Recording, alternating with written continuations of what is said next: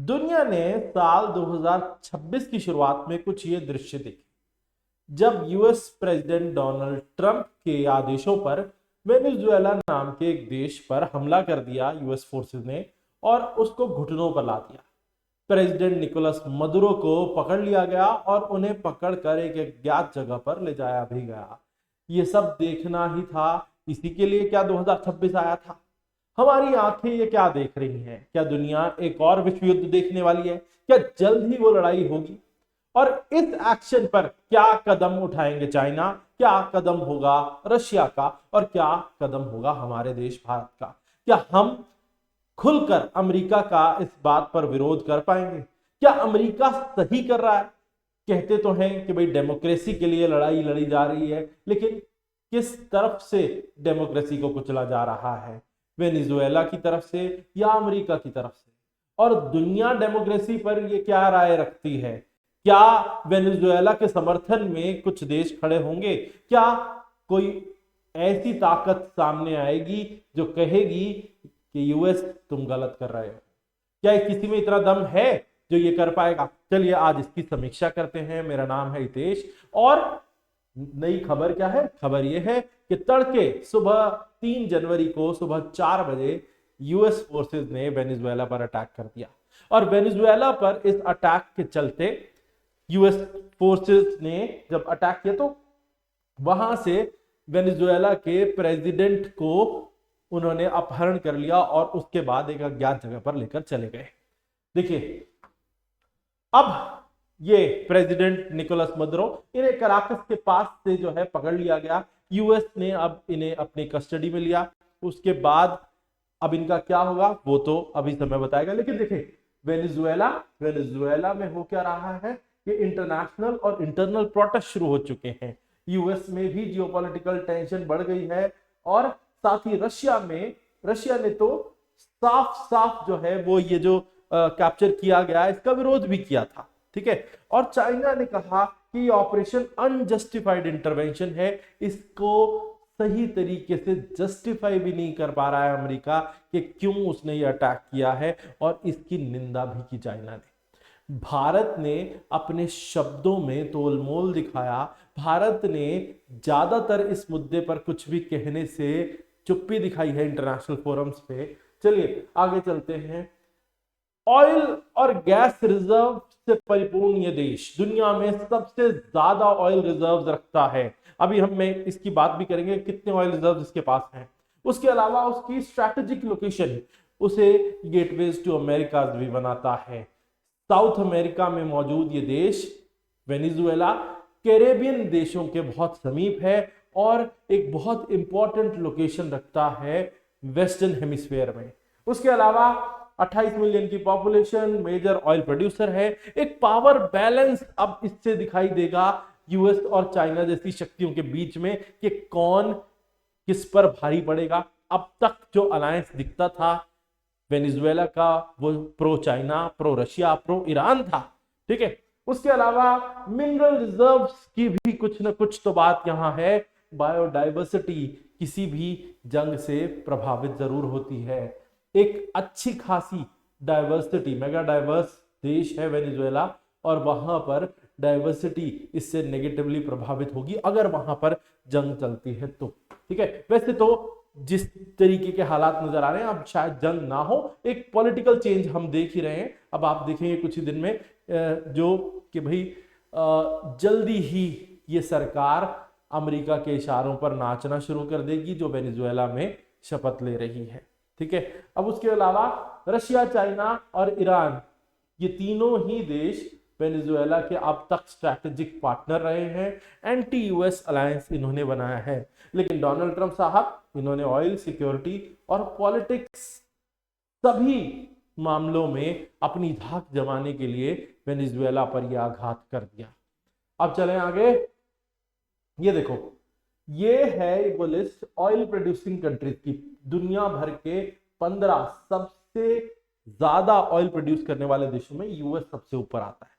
देख लो, दुनिया भर का टोटल 18% से ज्यादा ऑयल प्रोडक्शन वो यूएस करता है। वेनेजुएला भी है कहीं लिस्ट में 12वें नंबर पर। 2.9% ऑयल प्रोडक्शन दुनिया भर का वो करता है। लेकिन जब मैं इससे विपरीत आपको एक लिस्ट दिखाऊं जिसमें ऑयल रिजर्व की बात मैं करता हूं, तो वेनेजुएला सबसे ऊपर चला जाता है। दुनिया में सबसे ज्यादा ऑयल रिजर्व उसके पास है। सऊदी अरेबिया भी उसके बाद आता है। आप ये समझ लीजिए कि कितना 303 बिलियन बैरल तेल उसके पास है। ठीक है, इसमें यूएस कहां है? यूएस देख सकते हो आप। ठीक है, 74 बिलियन बैरल पे बहुत पिछड़ रहा है। ठीक है, अब ये देखो एक चीज आपको बता देते हैं। यहां यूएस ने पिछले कुछ सालों में अपनी शेल गैस कैपेसिटी को बढ़ाया है, शेल गैस पर अपनी निर्भरता बनाई है और शेल गैस पर ही स्विच करने का प्रयास किया है। एक चीज हुई है इसकी वजह से, जो वेनेजुएला उसके बहुत करीब और पड़ोस में रहकर इतनी ज्यादा प्रोडक्शन कैपेसिटी रखता है, लेकिन यूटिलाइज उसे नहीं कर पाया कभी भी। अब एक चीज हुई कि यूएस के विपरीत जब वेनेजुएला ने नजदीकी बढ़ाई रशिया से, चाइना से, ईरान से, तो इस पर यूएस ने वेनेजुएला पर सैंक्शंस लगा दिए। लेकिन पहले वो ये नहीं कर सकता था। उसने सैंक्शंस कब लगाए? जब उसे लगा कि हमारी शेल गैस प्रोडक्शन अब इतनी हो गई है कि हमें वेनेजुएला पर निर्भर रहना कोई जरूरी नहीं है, तब उसने सैंक्शंस लगाए। और इतना बड़ा एक्शन आप समझ सकते हो वो कैसे ले सकता है कि अगर कोई इतना बड़ा प्रोडक्शन वाला देश, अगर यूएस में कोई एनर्जी क्रंच होता या क्राइसिस होता तो फिर वो ऐसा एक्शन नहीं लेते, फिर तो वेनेजुएला को संभाल के रखते, पुचकार के रखते। लेकिन अभी ऐसा नहीं हो रहा है। अब वेनेजुएला पर पिछले कुछ समय से सैंक्शन लगाए गए थे और अब इतना बड़ा अटैक भी कर दिया गया वेनेजुएला। लेकिन वेनेजुएला की मैं आपको बात बताऊं तो वेनेजुएला में सिर्फ तेल नहीं है, उसके पास गोल्ड भी अच्छी खासी मात्रा में है, आयरन ओर भी अच्छी खासी मात्रा में है, बॉक्साइट भी है। उसके अलावा उसके पास कोल्टान, निकल, जो semiconductor, EV batteries, energy transition के लिए इंपॉर्टेंट है, वो सभी चीजें उसके पास भरपूर मात्रा में हैं। आप समझ सकते हैं वेनेजुएला कितना इंपॉर्टेंट देश है। उसके अलावा अंकल ट्रंप क्या कहते हैं? अंकल ट्रंप कहते हैं जी हमारा ये ऑपरेशन डेमोक्रेसी लाने के लिए है, यहां पर हमें ऑयल नहीं चाहिए, हमारे पास खुद के शेल गैस के भंडार हैं, हमें क्या करना है। बात कुछ हद तक लॉजिकल और सही भी दिखाई देती है। लेकिन निकोलस मदुरो क्या गलत किया था उन्होंने? किस वजह से ट्रंप का दावा ये मजबूत है? उन्होंने किया था, उन्होंने 2024 के इलेक्शन में फेक वोट्स डलवाए और उसके अलावा किसी भी तरीके के जो अपोजिशन को सामने खड़ा नहीं होने दिया, और उन्होंने पूरे तरीके से ट्रू डेमोक्रेसी को क्रश किया। ये यूएस का दावा है। वैसे तो बहुत सारे जो ऐसे मीडिया रिपोर्ट्स हैं जो इस बात को सही भी ठहराते हैं कि हाँ, मदुरो ने जो इलेक्शन जीता था वो बहुत हद तक रिग्ड था। ठीक है, वैसे ये यूएस नैरेटिव का हिस्सा भी हो सकता है। ठीक है, अब एक और चीज, यूएस के लिए एक बड़ी प्रॉब्लम क्या है कि यूएस में 7 मिलियन से ज्यादा वेनेजुएला से माइग्रेंट जो है वो पहुंच चुके हैं या पहुंचे हैं पिछले कुछ सालों में। अब इनकी वजह से यूएस पर बहुत ज्यादा दबाव पड़ा है, उसके लिए बॉर्डर सिक्योरिटी के मुद्दे बने हैं, रिसोर्स स्ट्रेन भी उसके ऊपर पड़ा है और पॉलिटिकल टेंशन भी उसके यहां पर बड़ी है इस माइग्रेशन की वजह से।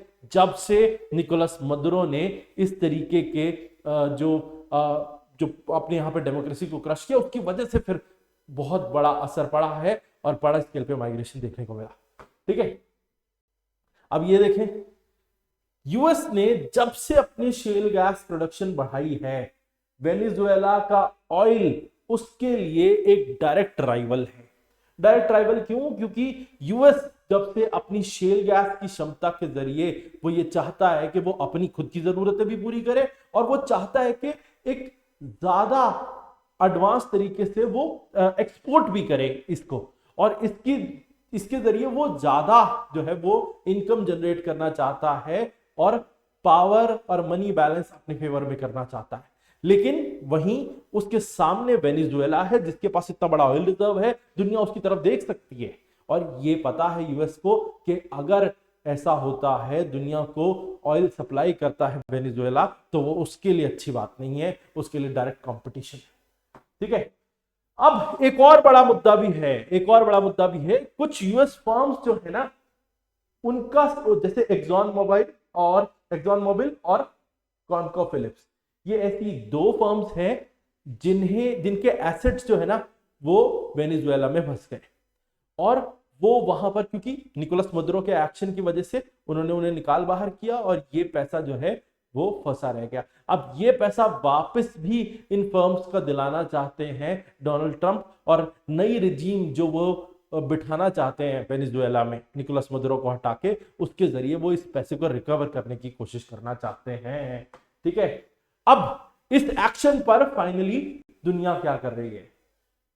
सारी दुनिया के देश इंक्लूडिंग इंडिया, ठीक है, सब इस पर विरोध तो दर्ज कर रहे हैं। भारत तो खैर इतने पुख्ता तरीके से विरोध भी दर्ज नहीं करा पा रहा है, शायद क्योंकि यूएस के साथ जो स्ट्रैटेजिक अलायंस है, और उसके अलावा चाइना को बैलेंस करने के लिए जो हमारे जो पार्टनरशिप है यूएस के साथ, उसको देखते हुए भारत कोई बड़ा स्टेप नहीं ले पा रहा है।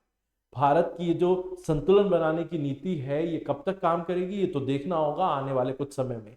लेकिन अभी इस एक्शन के अगेंस्ट दुनिया मुझे नतमस्तक नजर आती है।